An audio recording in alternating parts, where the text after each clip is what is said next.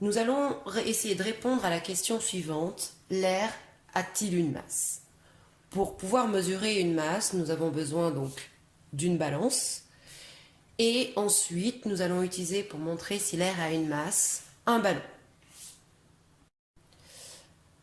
Lorsque l'on utilise une balance, je vous rappelle que les balances ont tous une capacité maximale. Cette balance-là, sa capacité, c'est 500 grammes. On ne va donc jamais appuyer directement sur le plateau de la balance au risque de l'endommager.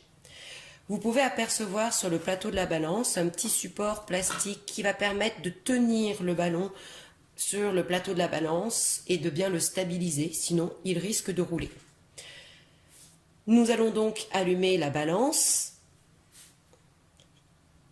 Une fois la balance allumée, elle indique 0,0 g. Attention de bien avoir la bonne unité de mesure en grammes.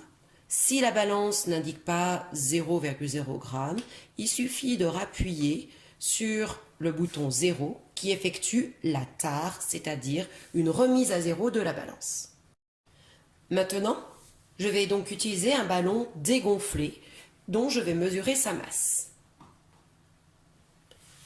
Donc, sur l'écran de la balance, vous pouvez donc lire la masse du ballon dégonflé. Maintenant, nous allons donc rajouter de l'air à l'aide d'une pompe et d'une aiguille pour pouvoir insérer l'air dans le ballon et par la suite mesurer la masse du ballon une fois bien gonflé. Maintenant, après avoir bien gonflé le ballon, donc tout à l'heure je vous parlais d'une aiguille, donc c'est une aiguille que peut-être certains ont déjà utilisée, qui permet de gonfler les ballons à l'aide d'une pompe à vélo. Donc maintenant le ballon bien gonflé, la balance est toujours à 0 g malgré le petit support. Je pose le ballon bien gonflé sur la balance. Et maintenant, vous pouvez voir la masse du ballon bien gonflé dans lequel nous avons rajouté une certaine quantité d'air.